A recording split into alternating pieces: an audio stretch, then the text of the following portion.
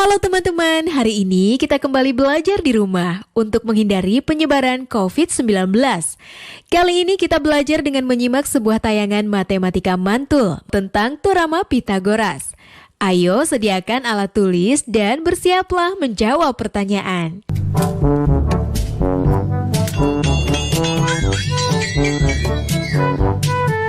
Ilman, datang juga kamu. Iya, sorry ya, telat. Udah aku siapin nih bahan-bahan bikin layangan. Mana?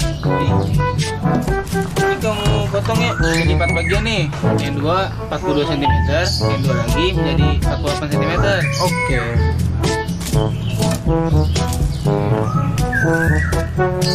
Udah, aku lupa beli benang.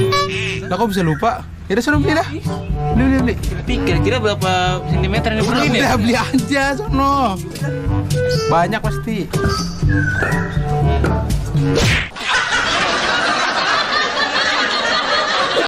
Halo sahabat edukasi, bagaimana? Kapan terakhir kali kalian main layang-layang? Atau membuat layang-layang sendiri gitu? Ternyata kita kalau membuat layang-layang itu seperti lagunya dulu kan, ku ambil bulu sebatang, ku timbang dengan benar dan segala macam. Nah itu ternyata ada konsep-konsep matematika yang diterapkan di situ, karena titik pertemuan di garis yang di tengah, kemudian benang yang kita ambil dari sisi luarnya, bambu yang kita jadikan layang-layang itu, semuanya itu ternyata membentuk segitiga, yang mana siku-siku dan benang-benangnya itu membentuk sisi miring dari segitiga, yang di situ mencerminkan tentang rumus Pythagoras. Nah, apa itu teorema Pythagoras? Teorema Pythagoras itu adalah teori yang menunjukkan hubungan antara sisi dalam segitiga siku-siku. Ingat, segitiga siku-siku. Jadi bunyi teorema Pythagoras itu adalah pada segitiga siku-siku berlaku kuadrat sisi terpanjang adalah sama dengan jumlah kuadrat sisi penyikunya. Atau kuadrat sisi miring itu sama dengan jumlah dari kuadrat sisi siku-sikunya. Nah, seperti terlihat pada gambar, sisi miringnya itu C, lalu sisi siku-sikunya itu ada A dan B. Maka sesuai dengan rumus Pythagoras didapatkan bahwa C kuadrat sama dengan A kuadrat ditambah dengan B kuadrat. Atau C sama dengan akar dari A kuadrat ditambah dengan B kuadrat. Hal yang sama bisa kita lakukan dengan yang lain, jadinya dengan hubungan itu kita bisa lihat bahwa A kuadrat sama dengan C kuadrat dikurangi dengan B kuadrat, atau A sama dengan akar dari C kuadrat dikurangi dengan B kuadrat. Hubungan ini juga kita bisa gunakan untuk mencari sisi B, di mana B kuadrat sama dengan C kuadrat dikurangi dengan A kuadrat, atau B sama dengan akar dari C kuadrat dikurang dengan A kuadrat. Nah, dengan menggunakan teorema Pythagoras kita dapat menentukan panjang sebuah sisi pada segitiga siku-siku jika panjang dua sisi yang lainnya diketahui, atau kita bisa menentukan panjang sisi yang lain ketika dua panjang sisi yang lainnya diketahui. Nah, sekarang kita lihat ke masalah dari teman-teman kita tadi. Mereka ingin membuat layang-layang. Layang-layang itu ada dua rusuk paling tidak yang kita buat untuk bambunya itu kan, bambu panjang begini kita ikat di sini di tengahnya. Sekarang benang-benangnya ini yang mengelilinginya ini ditanya, kalau bambu yang panjangnya 48 cm menjadi dua bagian sama panjang, sedangkan bambu berukuran 42 cm terbagi menjadi 10 cm dan 32 cm. Pertanyaannya adalah, berapa banyak benang yang dibutuhkan untuk membuat layang-layang tersebut? Maka seperti yang sudah-sudah kita kumpulkan dulu yang kita ketahui. Kita ketahui bambu panjangnya 48 cm, dua bagiannya sama panjang, berarti ini bambu yang menjadi sayap nih. Makanya panjangnya sama. Kemudian ada lagi bambu berukuran 42 cm terbagi menjadi 10 cm dan 32 cm. Ini berarti bambu yang di tengah.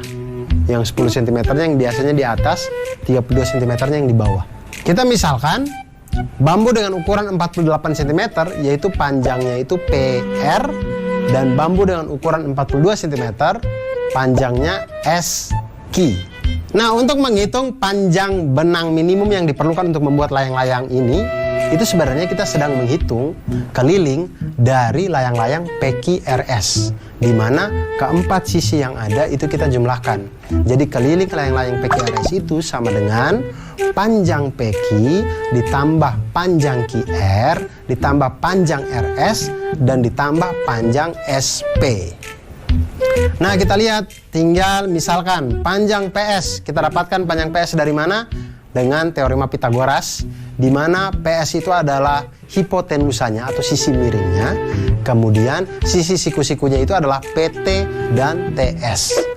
Maka kita masukkan PS kuadrat sama dengan PT kuadrat ditambah dengan TS kuadrat. Sama dengan 24 kuadrat tambah 10 kuadrat. Sehingga diperolehlah PS sama dengan 26 cm.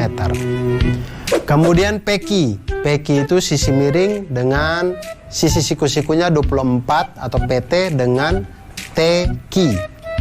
Kita lihat PQ kuadrat sama dengan PT kuadrat ditambah dengan TQ kuadrat sama dengan 24 kuadrat ditambah dengan 32 kuadrat sehingga diperoleh PQ sama dengan 40 cm. Maka keliling layang-layang PQRS itu sama dengan 2 kali 26 cm ditambah dengan 40 cm sama dengan 132 cm. Jadi banyaknya atau panjang minimum benang yang kita butuhkan untuk membuat layang-layang PQRS adalah 132 cm. Nah, sahabat edukasi, itu tadi pengawalan tentang Pitagoras. Ternyata dari Pitagoras kita bisa menghitung atau kita bisa mengetahui hubungan antar sisi-sisi di dalam sebuah segitiga siku-siku. Dari Pitagoras juga kita akan belajar tentang banyak hal, dan dengan ilmu matematika kita menjadi insan yang lebih baik dan insan yang mantul. Manfaat betul. Bagaimana teman-teman setelah menyimak tayangan tadi? Mari kita bersama-sama menjawab pertanyaan berikut ini.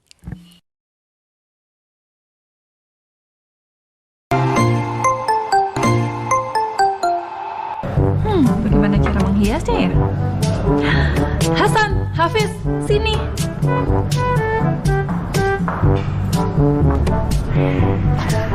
Kenapa Tante? Iya Tante, mau ngasih THR. Ah, kamu. Itu nanti. Sekarang kalian bantu Tante menghias 2 kotak ini dengan pita merah ya.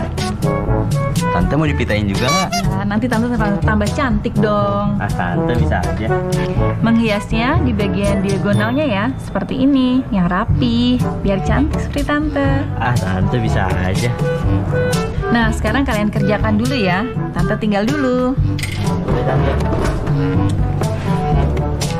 Hasan, kok ini disuruh dibikin diagonal ya? Kenapa nggak dililit aja? Kan lebih gampang. Iya sih, tapi suka-suka Tante apa? Ayo kerjain lah. Yaudah, yaudah.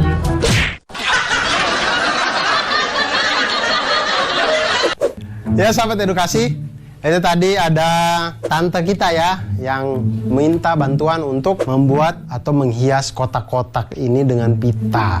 Nah, masalahnya adalah menghias kotak dengan cara menempelkan pita sepanjang diagonal sisi.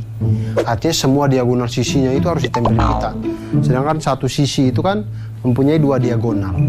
Dua-duanya ini harus ditempeli pita semuanya. Lebih jelasnya perhatikan sketsa berikut.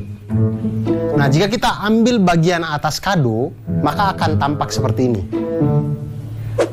Terlihat diagonal sisi pada kado membentuk segitiga siku-siku.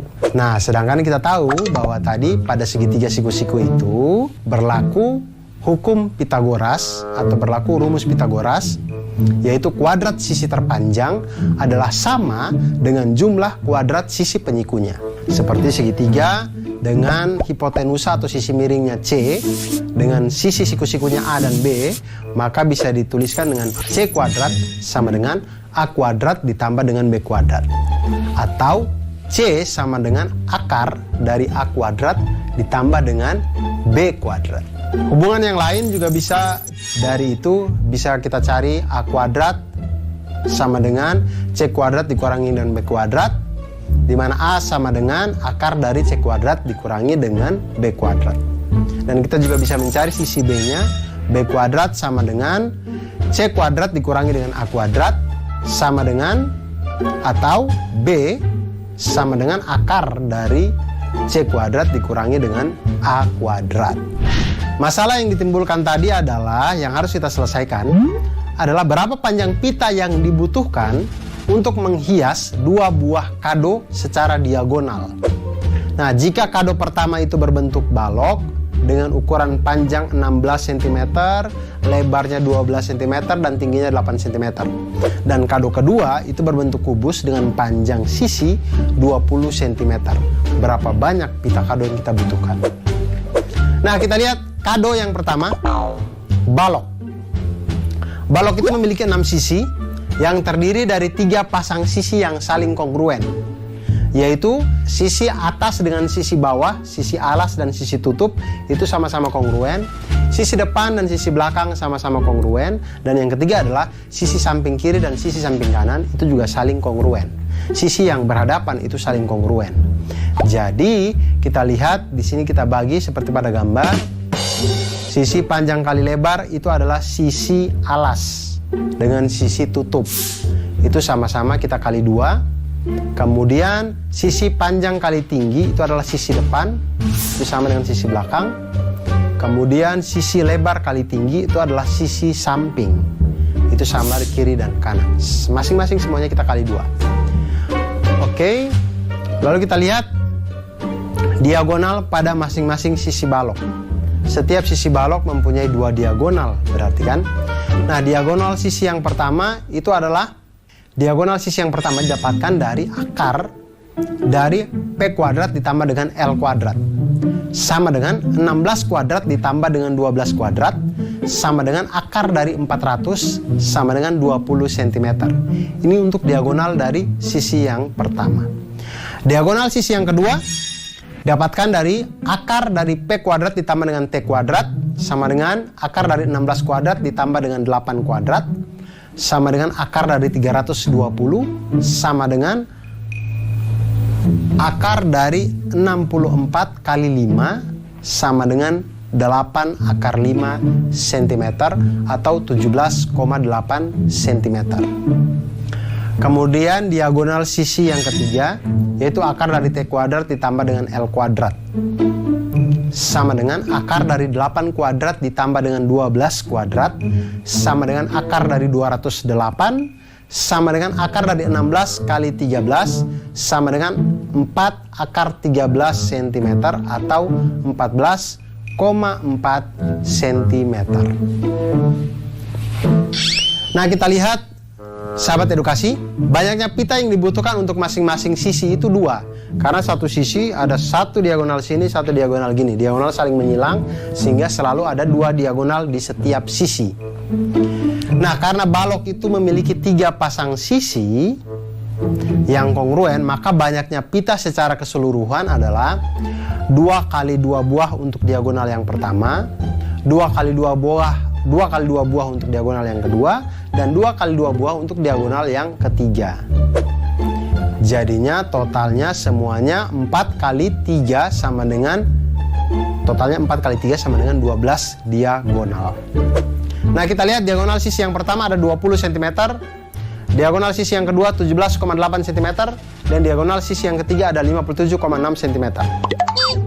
Maka banyaknya pita yang dibutuhkan adalah 2 kali 2 buah untuk diagonal yang pertama, maka 4 kali 20 cm sama dengan 80 cm. Kemudian untuk diagonal yang kedua itu ada 2 kali 2 buah juga, jadi 4 kali 17,8 cm sama dengan 71,2 cm. Kemudian untuk diagonal yang ketiga kita lihat ada 2 kali 2 buah juga, jadi 4 kali 14,4 cm sama dengan 57,6 cm. Jadi total panjang pita yang dibutuhkan adalah 80 cm ditambah dengan 71,2 cm ditambah dengan 57,6 cm sama dengan 208,8 cm. Itu untuk kado yang pertama. Untuk kado kedua berbentuk kubus. Kubus ini adalah semua sisinya itu kita kali dengan 6 karena 6-6-nya kongruen, dan sisi kubus ini diketahui panjangnya itu adalah 20 cm.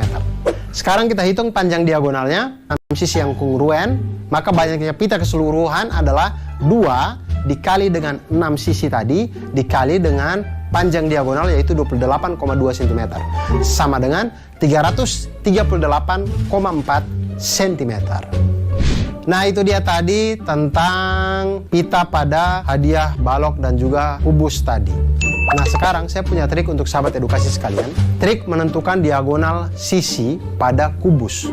Ingat, kubus itu adalah bangun ruang di mana 12 rusuknya itu semuanya kongruen sama panjang. Sisi-sisinya juga kongruen, semuanya sama. Jadi ketika kalau ditanya diagonal sisi kubus, kita bisa cari dengan diagonal sisi kubus sama dengan akar 2 dari panjang sisinya. Atau akar 2 kali panjang sisinya. Hal ini diperoleh dari rumus Pitagoras, yaitu diagonalnya itu adalah akar dari S kuadrat ditambah S kuadrat. Sama dengan akar dari 2S kuadrat, yaitu akar sama dengan S dikali dengan akar 2. Sehingga diagonal sisi kubus itu balok. Oleh karena itu jangan pernah berhenti untuk belajar matematika, karena matematika membuat kita menjadi mantul. Manfaat betul.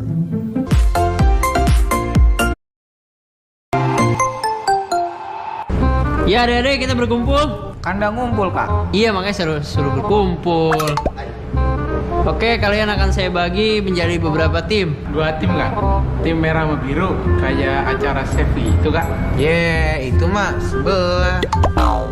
Ya makanya dengerin dulu. Jadi tugas kalian nanti akan mengukur tinggi tembok. Kalian bebas mengukur menggunakan alat yang saya bawa ini. Jadi yang tercepat dan yang terbenar akan mendapatkan hadiah. Wah. Ngukurnya pakai apa Kak? Ya pakai inilah, masa pakai jari. Jadi kalian mengukur pakai alat ini. Setelah kalian mau kayak gimana, yang penting alatnya pakai alat ini. Siap semua? Siap. Mantap. Itu kita ngitung ngukurnya panjat tembok baru ngukur pakai penggaris sama meteran atau gimana dah? Gak tahu dah. Tahu dah. Nggak tahu dah. Nggak tahu. Tahu dah.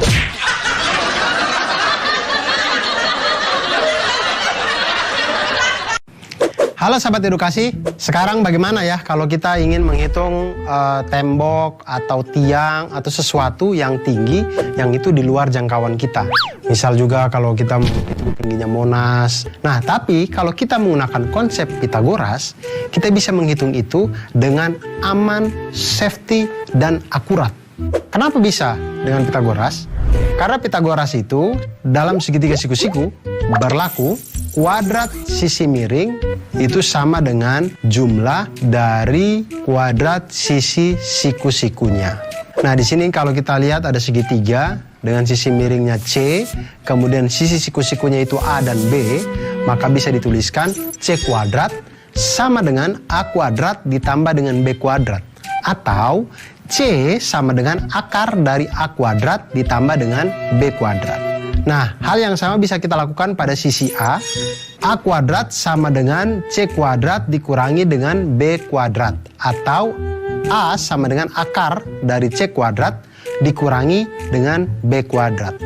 Hal yang sama juga bisa kita lakukan pada sisi B, di mana B kuadrat sama dengan C kuadrat dikurangi dengan A kuadrat. Atau B sama dengan akar dari C kuadrat dikurangi dengan A kuadrat. Nah, sekarang kita lihat, tadi sekelompok anak diberikan tugas oleh kakak pembinanya untuk mengukur tinggi yang sulit dijangkau, yaitu tinggi tembok. Nah, bagaimana caranya mereka menghitung tinggi tembok ini ketika temboknya mereka tidak bisa jangkau? Bagaimana cara untuk menghitungnya?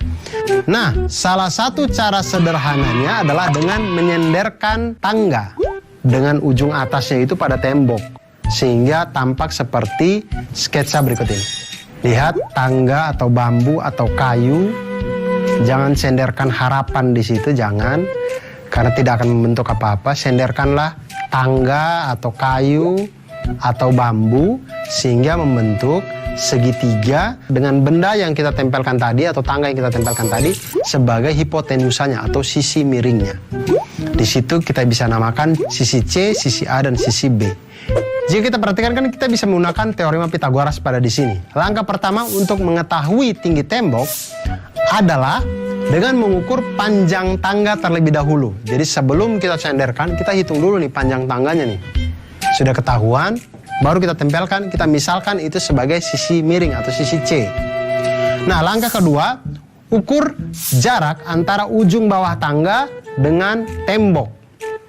Kita misalkan ini sebagai A.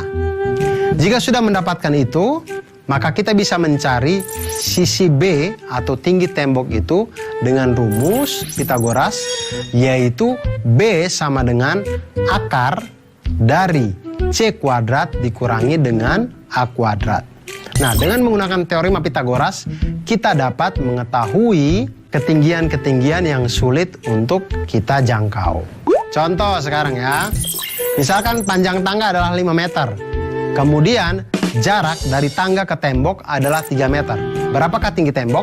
Maka tinggi tembok itu bisa kita cari dengan tinggi tembok sama dengan akar dari 5 kuadrat dikurangi dengan 3 kuadrat. Sama dengan akar dari 16 sama dengan 4 meter. Atau tinggi tembok itu setinggi 4 meter. Nah, sahabat edukasi, selain Pitagoras ini kita untuk menghitung tembok, menghitung ketinggian-ketinggian yang tidak bisa kita jangkau, kita juga bisa menggunakan matematika untuk menghitung kemampuan kita untuk memahami kehidupan dunia ini dan membuat kita menjadi orang yang mantul. Manfaat betul. Bagaimana teman-teman? Setelah menyimak tayangan tadi, mari kita bersama-sama menjawab pertanyaan berikut ini.